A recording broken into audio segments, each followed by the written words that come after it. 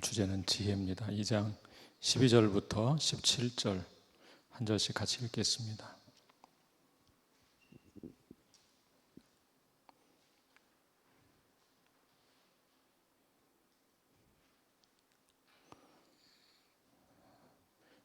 (2장 12절부터 17절까지) 제가 먼저 읽겠습니다. 내가 돌이켜 지혜와 망령됨과 어리석음을 보았나니 왕 뒤에 오는 자는 무슨 일을 행할까? 이미 행한 지 오래전의 일일 뿐이리라. 내가 보니 지혜가 우매보다 뛰어남이 빛이 어둠보다 뛰어남 같도다. 지혜자는 그의 눈이 그의 머릿속에 있고 우매자는 어둠 속에 다니지만 그들 모두가 당하는 일이 모두 같으리라는 것을 나도 깨달아 알았도다. 내가 내 마음속으로 이르기를 우매자가 당한 것을 나도 당하리니 내게 지혜가 있었다 한들 내게 무슨 유익이 있으리요 하였도다. 이에 내가 내 마음속으로 이르기를 이것도 헛되도다 하였도다. 지혜자도 우매자와 함께 영원하도록 기억함을 얻지 못하나니 후일에는 모두 다 잊어버린 지 오래일 것임이라. 오호라, 지혜자의 죽음이 우매자의 죽음과 일반이로다. 다같이 이러므로 내가 사는 것을 미워하였노니 이는 해 아래에 사는 일이 내게 괴로움이요 모두 다 헛되어 바람을 잡으려는 것이기 때문이로다.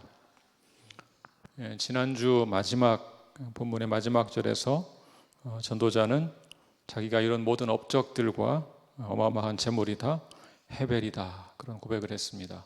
헤벨이 무슨 뜻이라고 그랬죠? 헛된 것이다 그 말이죠. 한번 같이 읽어볼까요? 2장 11절 지난주 본문의 결론입니다. 2장 11절 다 같이 시작. 그 후에 내가 생각해 본즉 내 손으로 한 모든 일과 내가 수고한 모든 것이 다 헛되어 바람을 잡는 것이며 해 아래에서 무익한 것이로다. 자, 오늘 본문에서 전도자는 계속 자기를 성찰합니다. 자, 12절을 이제 같이 읽어보겠습니다. 본문 첫 번째 절 12절 시작. 내가 돌이켜 지혜와 망령됨과 어리석음을 보았나니 왕 뒤에 오는 자는 무슨 일을 행할까? 이미 행한 지 오래전의 일일 뿐이리라. 자, 내가 돌이켜. 그래서 내가 돌이켜. 그리고 나는 돌이켜 보았다. 이런 말입니다. 그리고 나는 돌이켜 보았다. 이 말에는 전도자의 자기 반성적인 성찰이 담겨 있죠. 자기를 성찰하는 것입니다. 여러분, 자기를 성찰하지 않는 사람은 어리석은 사람이 되거나 아니면 이기적인 사람이 될 수밖에 없죠. 자기를 성찰하는 것이 필요합니다. 자, 무엇을 보았다고 말합니까? 지혜와 망령됨과 어리석음을 보았다. 세 단어가 나란히 나와서 무슨 뜻일까 이해하기 어렵게 번역되어 있죠. 트램퍼 롱맨이라는 신학자, 구약학자는 이 망령 어리석음 하나로 묶어버립니다. 망령 어리석음 하나로 묶어요. 그래서 망령 어리석음은 수식하는 것을 번역합니다. 그렇게 되면 미친 어리석음이 돼요. 미친 어리석음. 망령이라는 것이 미쳤다 이런 말이니까 미친 어리석음 혹은 얼빠진 어리석음. 매드 폴리라고 매드 폴리. 그러면 조금 이해가 되죠. 결국 두 가지죠. 지혜와 어리석음 두 가지입니다. 지혜와 어리석음. 망령은 어리석음을 수식하는 것이니까 결국 지혜와 어리석음을 다시 한번 대조하며 돌아보는 것이죠. 자, 1장 17절 한번 같이 읽어볼까요? 1장 17절. 자, 시작. 내가 다시 지혜를 알고자 하며 미친 것들과 미련한 것들을 알고자 하여 마음을 썼으나 이것도 바람을 잡으려는 것인 줄을 깨달았도다. 자, 본문의 세 단어. 아까 뭐였죠? 세 단어가? 지혜와 망령, 어리석음. 여기 다 나와 있죠. 지혜, 미친 것, 미련한 것. 표현은 좀 다르지만 결국 같은 뜻이죠. 자, 무엇이 지혜로운 것인지, 무엇이 미친 것인지, 얼빠진 것인지 그런 말입니다. 무엇이 또 미련한 것인지, 어리석은 것인지 알려고 애를 썼습니다. 무엇이 지혜로운 것인지 알려고 애를 썼다. 그 말은 쉽게 이해가 되죠. 지혜를 배우고 싶은 마음이 있으니까. 그런데 왜 미친 것과 미련한 것까지 알아야 했을까? 혹시 기억하시나요? 2줄 전에 말씀을 드렸어요, 제가. 기억 못 하시는 게 좋아요. 그래야 제가 다시 한번 설명하니까. 너무 다 기억하면 좀 그렇잖아요. 여러분, 정말 어리석은 것이 무엇인지, 미친 것이 무엇인지 그거를 알아야만 참 지혜를 알 수 있다 그랬어요. 참된 지혜를 알려면 다시 말해서 참된 지혜가 아닌 것이 무엇인지 알아야만 정확히 알 수 있다 그렇게 말했죠. 우리가 어떤 개념을 정의하려면 그것이 아닌 것을 생각하면 쉽게 정의가 되죠. 그게 아닌 것이 뭔가. 그러니까 참 지혜를 알려고 하다 보니까 그럼 참 지혜가 아닌 것이 뭔가.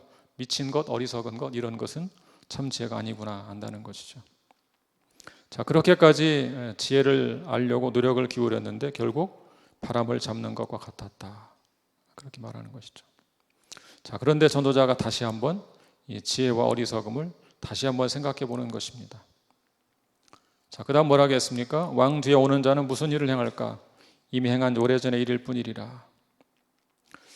왜 전도자는 지혜와 어리석음을 대조하면서 우울하게 생각하고 있을까? 왜 이렇게 절망적으로 염세적으로 생각하고 있을까? 그 이유는 자신의 뒤를 이을 계승자 때문입니다. 뒤를 이을 사람. 왕 뒤에 오는 자는 무슨 일을 행할까?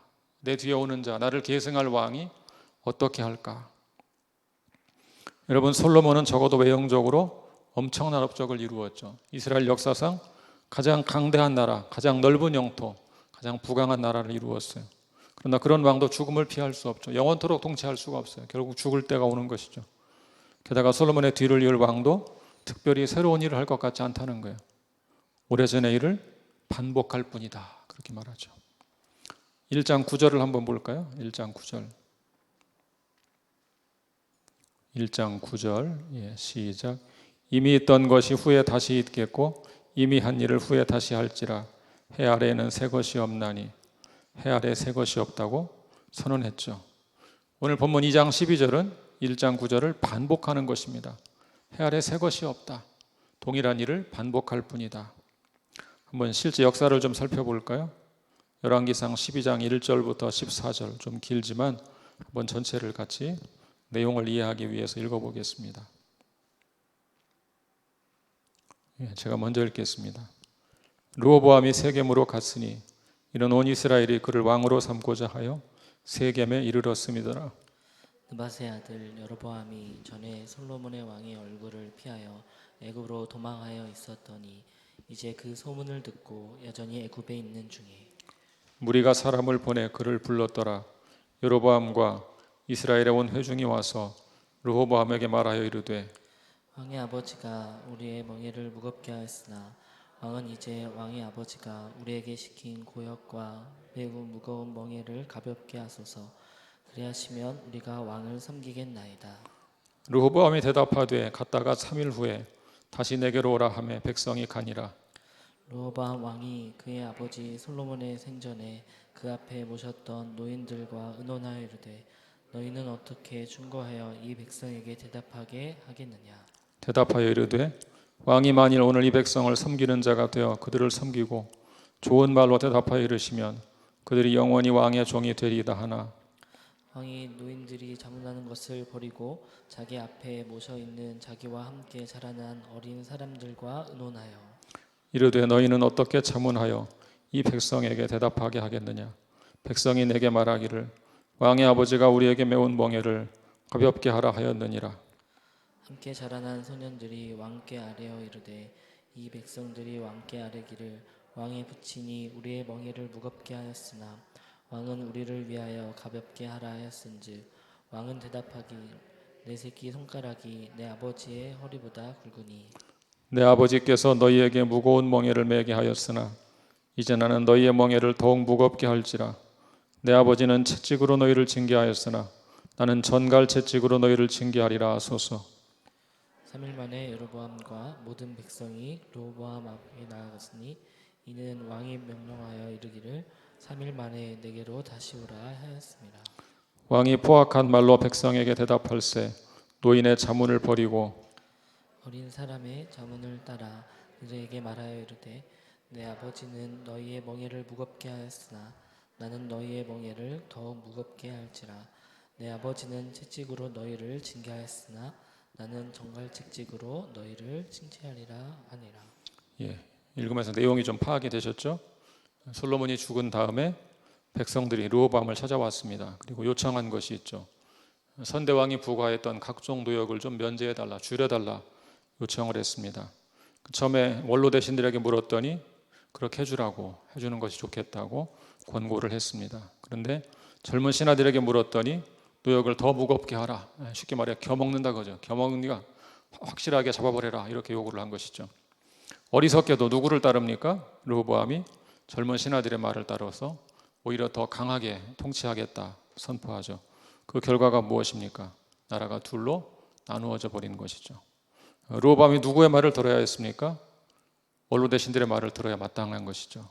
백성들을 솔로몬이 각종 노역에 동원해서 원성을 사고 있었으니, 그러니까 르호보암이 그런 선대왕의 잘못을 좀 개혁했다면, 바꾸었다면, 잘못을 반복하지 않았다면 이스라엘은 더욱 좋은 나라가 되었을 것입니다. 그런데 부왕의 잘못을 그대로 반복하고만 것이죠. 해 아래 새 것이 없었다, 그 얘기입니다. 자, 그렇지만 전도자는 지혜의 유익이 전혀 없다고 말하지는 않습니다. 13절을 보시죠. 13절 시작. 내가 보니 지혜가 우매보다 뛰어남이 빛이 어둠보다 뛰어남 같도다. 자, 지혜는 우매 곧 어리석음보다 뛰어나다, 그렇게 말합니다. 그것은 자명한 것입니다. 그러니까 전도자가 지혜의 한계를 말한다고 해서 지혜는 어리석음이나 비슷하다, 그런 말을 하고자 하는 것이 아니라는 거예요. 분명히 지혜는 어리석음보다 뛰어나죠. 어느 정도로? 빛이 어둠보다 뛰어난 것처럼, 그런 정도로 자명하게 지혜가 더 뛰어난 것이다, 그걸 전제하는 것입니다. 구약 성경은 빛과 어둠을 자주 대조하고 있습니다. 이사야 9장 2절 한번 같이 볼까요? 이사야 9장 2절 시작. 흑암에 행하던 백성이 큰 빛을 보고 사망의 그늘진 땅에 거주하던 자에게 빛이 비치도다. 흑암이 사망이라면 빛은 생명입니다. 빛이 어둠보다 뛰어난 것이 자명한 것처럼 지혜는 어리석음보다 뛰어난 것이죠. 왜 전도자가 이런 말을 하고 있을까요? 지혜의 한계를 자꾸 강조하니까 사람들은 지혜가 쓸모없는 것처럼 오해를 한단 말이죠. 그러니까 지혜가 어리석음보다 뛰어난 것은 두말할 필요가 없다라고 전제하는 것입니다. 자, 이렇게 분명한 원칙을 세운 다음에 다시 본래 논점으로 돌아갑니다. 14절입니다. 14절 시작. 지혜자는 그의 눈이 그의 머릿속에 있고 우매자는 어둠 속에 다니지만 그들 모두가 당하는 일이 모두 같으리라는 것을 나도 깨달아 알았도다. 지혜자는 그의 눈이 머릿속에 있다. 무슨 말일까요? 굉장히 재미있는 표현이 나왔죠. 지혜자는 그의 눈이 머릿속에 있다. 히브리 사람들의 관용 표현인데요. 눈이 머릿속에 있다, 그 말은 자기가 어디로 가는지 알고 다닌다, 그 말이에요. 알고 다닌다. 좀 비유적으로 말하면 지혜자는 불이 환히 켜진 장소에서 맑은 머리, 맑은 정신을 가지고 다니고 있다. 자기가 어디로 가는지 알고 있는 것이죠. 그런 사람들은. 반대로 우매자는 어디를 다닌다고 했어요? 어둠 속에 다닌다. 지혜자가 불이 환히 켜진 이런 공간에서 맑은 정신으로 걷는다면 우매자는 어두운 공간을 걷고 있다는 거. 어디로 가는지 알 수가 없죠. 자, 이렇게 지혜자 우매자는 차이가 있다는 것입니다. 그러니까 지혜가 유용한 것은 두말할 필요가 있다 없다? 없다. 이것은 전제하고 이야기를 하는 것입니다. 그런데 다시 한번 반전이 일어나죠. 그들 모두가 당하는 일이 모두 같으리라는 것을 나도 깨달아 알았도다. 반전이 있어요. 지혜가 어리석음보다 나은 것은 분명한데, 그렇지만 동일한 일을 당한다는 것을 깨달았다. 뭐가 동일한 일을 당해요? 죽음이죠. 죽음. 이 땅에 사는 동안 분명한 차이가 있는 것은 사실이지만 죽는다는 측면에서는 마찬가지다, 그런 얘기예요. 그런 면에서 지혜자나 우매자나 인류는 공동 운명체이다. 죽음이라는 면에서 보면 동일하다. 물론 완전히 똑같다고 할 수는 없어요. 지혜자는 죽음의 의미를 생각하면서 죽음을 맞이하죠. 그렇지 않겠어요? 이 전도자가 지금 고백하는 것처럼 죽음을 계속 성찰하면서 그것을 생각하면서 맞이하죠. 우매한 사람은 아무 생각 없이 살다가 갑자기 죽음을 맞이하는 그런 차이가 있어요. 그러니까 완전히 똑같다고 말하는 것은 지나친 표현이죠. 그렇지만 적어도 둘 다 죽는다는 측면에서는 아무런 차이가 없다. 지혜자라고 해서 자신의 죽음을 피할 수는 없다. 아니, 심지어 예측할 수도 없다. 그런 면에서는 차이가 없다, 그 얘기입니다. 자, 15절 보겠습니다. 15절 시작. 내가 내 마음속으로 이르기를 우매자가 당한 것을 나도 당하리니 내게 지혜가 있었다 한들 내게 무슨 유익이 있으리요 하였도다. 이에 내가 내 마음속으로 이르기를 이것도 헛되도다 하였도다. 자, 우매자가 당한 것을 나도 당하리니 내게 지혜가 있었다 한들 내게 무슨 유익이 있으리요. 전도자가 이제 이 원리를 자신에게 적용한 것이죠. 우매자가 당할 운명을 나도 당한다, 그런 얘기입니다. 이 전도자는 지혜로운 사람이죠. 그냥 지혜로운 사람 정도가 아니고 당대 세계에서 가장 지혜롭다고 인정받던 탁월한 지혜자죠. 그럼에도 불구하고 저 길거리에 어리석은 사람이 당하는 운명을 자기도 피하지 못한다는 거예요. 죽음은 모든 사람에게 동일하게 찾아온다. 자, 그러니 이것도 헛되다 고백합니다. 이것도 헛되다. 지혜로운 자가 되려는 노력도 해벨이다, 헛되다고 고백합니다. 또 다른 말로 하면 수수께끼와 같다, 알 수 없는 일이다, 그런 말입니다. 전도자는 지금 어떤 전통적인 지혜 개념, 이 지혜 개념의 아성을 가차없이 무너뜨립니다. 지혜는 안전을 제공할 수 없다고 말합니다. 지혜가 있다고 낙관할 수 없다고 말하는 거예요. 지혜가 어리석음보다 유용하다는 것을 부정하지 않습니다. 그렇지만 죽음을 직면하면 아무런 힘도 쓸 수가 없다고 말하는 거예요. 아무리 지혜로운 사람도 힘을 쓸 수가 없다. 전도자는 지금 지혜자의 한계를 말하는 것입니다. 어떤 면에서 이 전도자는 참으로 지혜로운 사람이죠. 왜 그렇습니까? 인생의 한계를 알았으니까. 오늘날 많은 지혜자들이 한계를 알지 못하고 자기가 마치 이 세상 모든 것을 다 아는 것처럼 생각하고 주장할 때가 있죠. 이 전도자는 그렇게 말하지 않습니다. 인간 지혜의 한계를 인정합니다. 16절 보겠습니다.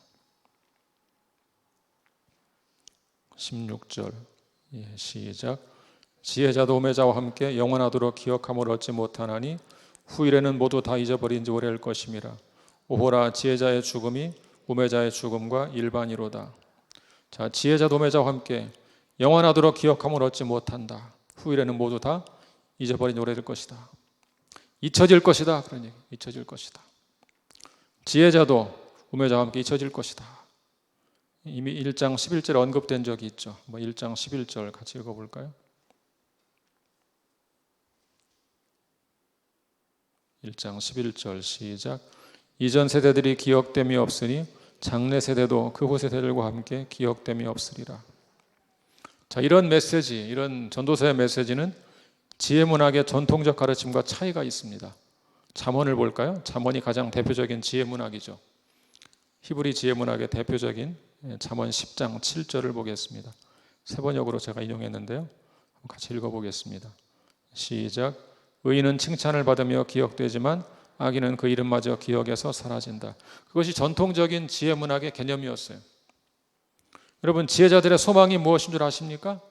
이 땅에만 업적을 남기는 거예요. 이름을 남기는 거예요. 영원 불멸할 이름을, 명성을 얻고 그것을 대대로 남기는 것, 그것이 지혜자들의 소망이죠.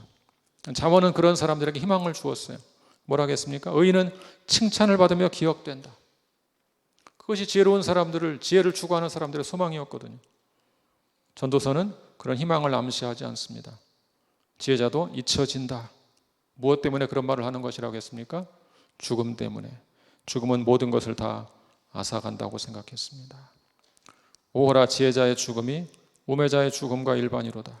아무리 발버둥 쳐도 인간은 죽음을 피할 수 없다는 말이죠. 그런 면에서 지혜자의 죽음이나 우매자의 죽음이 일반이다, 동일하다, 그런 얘기입니다. 전도자는 죽음 이후의 세계를 말하지 않습니다. 이 점은 욥과 또 차이가 있습니다. 욥은 전도자와는 다른 삶을 살았죠. 인간으로 겪을 수 있는 모든 고난을 다 겪은 사람이 욥이죠. 온갖 처참한 고난을 경험한 다음에 욥은 이렇게 고백합니다. 욥기 같이 읽어보죠. 19장 25, 26절. 19장 25, 26절 시작. 내가 알기에는 나의 대속자가 살아계시니 마침내 그가 땅 위에 서실 것이라. 내 가죽이 벗김을 당한 뒤에도 내가 육체 밖에서 하나님을 보리라. 나중에 욥이 더 살았지만 이때 욥은 죽는 것이라고 생각해, 자기가 죽을 것이라고 생각했죠. 죽음을 목전에 두고 있다, 눈앞에 두고 생각했어요. 뭐라고 고백합니까?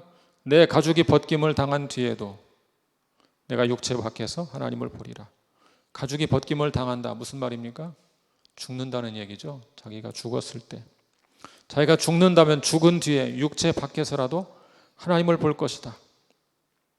여러분, 굉장히 놀라운 고백이에요. 신약 시대인 지금은 이런 고백할 수 있어요. 근데 구약 시대 사람이 이런 고백을 하는 것은 매우 놀라운 일입니다. 왜냐하면 구약 시대 사람들은 부활을 분명하게 알지 못했어요. 그걸 몰랐어요. 욥의 고백도 어쩌면 확신을 갖고 드린 고백이라기보다 어쩌면 좀 간절한 소망을 표현한 것일 거예요. 죽음이 눈앞에 와 있으니까, 자기가 이렇게 죽을 것이라는 생각이 들으니까, 너무 고통스러우니까 그 죽음을 넘어선 소망을 바라본 것이, 내가 죽은 뒤에라도 하나님을 볼 것이다. 전도자는 욥과 다르죠. 전도자가 가장 심각하게 느끼는 것은 그냥 죽음 자체예요. 그 너머까지 생각하지 않습니다. 죽음 자체.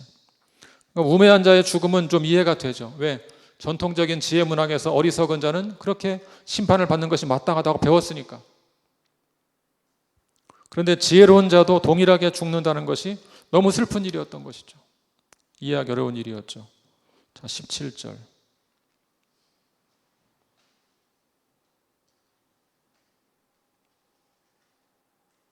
17절 시작. 이러므로 내가 사는 것을 미워하였노니 이는 해 아래에 사는 일이 내게 괴로움이요 모두 다 헛되어 바람을 잡으려는 것이기 때문이로다. 이러므로 내가 사는 것을 미워하였다.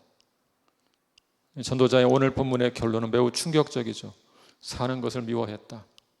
좀 더 적나라하게 옮겨볼까요? 나는 삶을 증오한다, 이런 말이에요. 나는 삶을 미워한다. 나는 삶을 증오한다. 오늘 설교의 결론이에요. 나는 삶을 증오한다. 전도사가 참 어려운 책이에요. 어쩌란 말이에요. 이렇게 하고 끝날까요? 삶을 증오합시다. 지혜로운 자나 우매한 자나 모두가 동일하게 죽고 죽으면 다 잊혀지고 만다는 사실을 알고 나니까 삶이란 것이 무의미하게 느껴지는 거예요. 자신의 마음을 솔직하게 고백하는 거예요. 이러므로 내가 사는 것을 미워한다. 나는 삶을 증오한다. 그 다음 뭐라고 말합니까? 이는 해 아래 사는 일이 내게 괴로움이다. 자, 이토록 전도자가 삶을 증오하는 자리까지 나아간 이유가 무엇일까? 첫 번째 이유는요, 해 아래 사는 일이 괴로움이기 때문입니다. 개역성경은 해 아래에서 하는 일 이렇게 능동태로 번역했잖아요. 하는 일. 원래는 수동태예요. 수동태. 행해지는 일에 행해지는 일. 여러분, 우리 인생에는 수동태가 참 많죠. 잘 생각해 보세요. 내가 주도적으로 꿈을 꾸고 노력해 성취한 사람은 인생을 능동태라고 생각할 수 있어요. 아, 내가 꿈꾸고 노력하니까 다 되더라. 할 수 있어. 이렇게 생각할 수 있어. 근데 어느 날 그런 사람에게도 수동태로 다가오는 것이 있죠. 유능한 직장인으로 성공 가도를 달려는 어느 날 갑자기 해고 통보를 받을 수 있습니다. 그럴 수 있죠. 해고 통보는 수동태입니다. 그냥 닥쳐오는 거예요. 의도한 것이 아니에요. 내가 계획한 것도 아니에요. 많은 업적을 남기며 많은 사람들의 존경을 받고 살고 있는데 어느 날 갑자기 암 선고를 받습니다. 암 선고도 수동태죠. 여러분, 우리 인생에 이런 수동태가 많은 거예요. 수동태로 벌어지는 일은 대개 괴로운 일이죠. 그래서 지금 수동태를 사용해서 행해지는 일이 내게 괴로움이다. 전도자가 그렇게 고백하는 것입니다. 이런 최고의 지혜자, 왕으로서 성공적인 인생을 산 사람도 죽음 앞에 서니까 인생은 수동태가 많더라는 거예요. 괴로운 일이 많더라. 그 다음 마지막 뭐라고 말합니까? 모두 다 헛되어 바람을 잡으려는 것이기 때문이로다. 삶을 증오하는 두 번째 이유는 모두 다 헛되어 바람을 잡으려는 것이기 때문이다. 위대한 업적을 남긴 지혜자도 결국 죽음을 피할 수 없습니다. 우매자와 별 차이 없이 죽음을 맞이합니다. 그러니 헛되게 느껴집니다. 마치 바람을 잡으려는 것 같습니다. 바람을 잡을 수 있습니까? 잡을 수 없죠. 그러니까 바람을 잡으려는 것 같다는 말은 할 수 없는 일을 하려는 것과 같다. 그러니 나는 삶을 증오한다. 그렇게 말하는 것입니다. 신약시대 그리스도인들에게 전도서는 어떤 의미가 있을까요? 오늘 본문은 매우 허무하게 끝납니다. 삶을 증오한다는 허망한 고백으로 끝납니다. 그렇다면 부활을 믿는 우리가 이런 비관적인 고백을 읽을 필요가 있을까? 그런 생각이 들 수 있죠. 우리 신약시대 그리스도인들에게 전도서의 이런 비관적인 메시지가 어떤 의미가 있을까요? 여러분, 전도자는 죽음을 깊이 묵상합니다. 죽음을 지나치게 묵상하면 염세주의자가 될 수 있습니다. 그렇죠? 너무 지나치게 묵상하면 염세주의자가 될 수 있어요. 반대로 죽음을 너무 묵상하지 않으면 생각 없는 사람이 될 수 있죠. 그럼 현대인들의 문제는 뭘까요? 제가 보기에 극소수의 사람들은 죽음을 너무 지나치게 묵상하다가 염세주의자가 되고 자살에 이르게 됩니다. 그렇지만 대다수 현대인들은 죽음을 잘 생각하지 않죠. 현대인들의 문제는 죽음을 너무 생각하지 않고 산다는 것이죠. 많은 사람들이 죽으면 끝이라고 생각하고 그냥 살아갑니다. 파스칼이 이런 말을 했습니다. 잘 들어보세요. 죽음이나 불행, 무지를 치료할 수 없었던 까닭에 사람은 행복해지기 위해 그런 것에 대해 생각하지 않기로 선택했다. 다시 한번요. 죽음이나 불행, 무지를 치료할 수 없었던 까닭에 사람은 행복해지기 위해 그런 것에 대해 생각하지 않기로 선택했다. 참 깊은 말이죠. 어차피 고민해봐 답이 없으니까 그냥 생각하지 말고 살자. 즐겁게 살자. 계속 즐거우면 괜찮은데 인생이 마음대로 됩니까? 생각하지 않으려고 생각하지 않을 수 없는 일이 생기잖아요. 무엇으로? 수동태로. 수동태로 내 앞에 벌어지는 것이 인생이죠. 그러니까 생각하지 않기로 하자. 그런 선택은 답이 될 수가 없죠. 답이 될 수가 없습니다. 그럼 어떻게 해야 됩니까? 인간이 처한 운명 앞에서 깊이 절망해야 합니다. 죽음을 직시해야 돼요. 인간이 그 정도밖에 안 된다는 것을 깨달아야 된다는 거예요. 회피하지 말아야 합니다. 회피한다고 피해지는 것이 아니니까. 수동태로 맞닥뜨린 날이 다가오니까. 그러므로 인간이 결국 죽는 존재라는 사실을 항상 기억하고 살라는 것입니다. 여러분, 죽음을 직시하는 자가, 죽음을 직면하는 자가 삶을 선물로 생각하고 진지하게 가치 있게 살아가는 것이죠. 어떤 사람은 이렇게 물을 수도 있어요. 예수님의 부활로 말미암아 부활의 소망을 간직한 우리가 굳이 지금 전도서를 읽을 필요가 있습니까? 제 답은 읽어야 한다는 것입니다. 왜 그렇습니까? 얼마나 죽음이 절망적인 것인지 알아야만 부활이 산소망으로 다가오기 때문에 그렇습니다. 여러분, 부활은 신비입니다. 인간의 이성으로 다 증명할 수 있는 것이 아닙니다. 기독교 신앙의 모든 면이 다 그런 것은 아니에요. 많은 것 이성으로 설명되는 게 있어요. 근데 부활만큼은, 적어도 부활만큼은 설명할 수 있는 것이 아니에요. 그렇기에 부활은 우리에게 소망이죠. 예수님은 골고다 십자가에서 처절하게 죽음을 경험하셨죠. 죽음의 절망을 정식으로 통과하고 죽음의 절망을 온전히 통과한 후에 부활의 영광을 경험하셨어요. 그래서 예수님의 부활이 우리에게 참된 소망이 된 것입니다. 광고를 통해 들으신 것처럼 지난주 토요일에 나정천 어머님께서 주님의 부르심을 받았습니다. 약 2주일 전쯤, 정확히 2주일 안 되지만 약 2주일 전쯤에 제가 아내와 함께 월요일날 산에 가려고 가벼운 옷차림으로 차를 몰고 가고 있었는데 따님에게 전화가 왔습니다. 엄마가 지금 금방 돌아가실 것처럼 위독한데 자기도 울산에서 올라가니까 홀로 있다가 돌아가실까 봐 마음이 너무 아픕니다. 목사님 시간 되세요. 그래서 얼른 차를 돌려서 병원으로 갔습니다.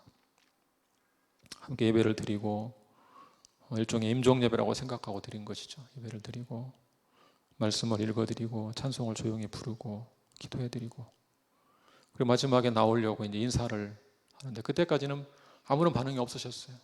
의식이 없다고 병원에서는 말하니까. 근데 이제 마지막에 이제 그만 가봐야 되겠다고 간호사들이 자꾸 나가라고 그러더라고요. 나가라고 해서 가봐야 되겠다고 인사를 드렸더니 이렇게 저쪽을 보고 계시다가 살짝 고개를 돌리던 저를 눈을 딱 쳐서 마주치는 거예요. 눈이 딱 마주쳤어요, 저하고. 그 자매님이 오랫동안 최근 들어와서 처음 봤대요. 눈을 마주치는 걸 처음 봤다는 거예요. 굉장히 감사한 마음이 들었어요. 그리고 바로 안정이 되셨어요. 한 2주 더 사시고 지난 토요일에 돌아가셨는데 근데 그곳이 중환자실인데요. 수십 분의 노인들이 누워 계셨어요. 다 비슷한 모습으로. 초점 잃은 눈, 소망을 잃은 낯빛으로 의식이 있기도 하고 없기도 하지만 다 공통점은 표현할 수 없고 그냥 누워 계신 분들이 그런 노인들이 쭉 누워 계셨어요. 코로나 때문에 면회도 제한돼요. 또 그 병원이 저희가 방문했던 그날 옆에 바로 교회에서 확진자가 나왔어요. 그래가지고 교회까지도 그 병원까지도 다 면회가 다 금지돼 버렸어요. 그날 갔다 온 다음에 직후에. 그러니까 수많은 노인들이 코로나 때문에 면회를 받지를 못해요. 그런 노인들의 유일한 낙이 뭐겠어요? 자손들 얼굴 보는 거죠. 자식이 많으면 돌아가면서 찾아오니까 얼굴 보는 건데 그것도 제한되는 거예요. 5분 면회하고 가야 되고 뭐 이런 식이니까. 너무 마음이 아팠어요. 야, 인생의 노년이 너무 슬프다. 그 생각이 들어요. 너무 쓸쓸하다. 여러분, 만약 우리에게 부활의 소망이 없다면 그렇게 살다가 우리도 어느 날 그런 신세가 되지 않겠어요? 똑같이 그렇게 누워있다가 외로이 고통스럽게 싸우다가 그냥 죽고 그것이 끝이라면, 화장하고 나면 정말 한 줌의 죄밖에 안 돼. 한 줌, 딱 한 줌이에요. 한 줌의 죄로 바뀌고 그냥 납골 땅에 들어가고 혹은 뭐 땅에 묻히고 그것으로 끝이라면 얼마나 우리 인생이 절망적인 그런 것일까? 제가 그 생각이 많이 들었어요. 그분들을 바라보고 또 지난 토요일 3일 동안 장례식을 치르면서 계속 부활의 소망을 말씀을 전하고 부활의 소망을 찬송하고 하면서 얼마나 감사한 일인가 그런 생각이 들었어요. 사망의 그늘에 누워있는 사람들을 보면 얼마나 부활의 소망이 놀라운 축복인가, 소중한 축복인가 알 수 있죠. 전도서는 그런 면에서 읽을 가치가 있는 것입니다. 죽음의 절망으로 몸부림치는 전도자의 심정을 읽어내야 합니다. 그래야 지금 우리가 얼마나 복된 삶을 살고 있는지 깨닫게 되는 것입니다. 우리 신약시대에 예수 그리스도의 부활을 경험하고 그것으로 말미암아 우리도 부활한다는 소망을 간직한 삶이 얼마나 복된 삶인가 깨닫게 되는 것입니다. 여러분, 전도서 말씀을 통해서 죽음의 허물을 절실하게 깨닫고 공감하고 경험하셔야 합니다. 그리고 부활이요 생명이신 예수님을 믿고 죽음을 넘어선 부활의 영광을 진정으로 소망하고 갈망하는 우리 모두가 될 수 있기를 주의 이름으로 축원합니다. 같이 기도하겠습니다.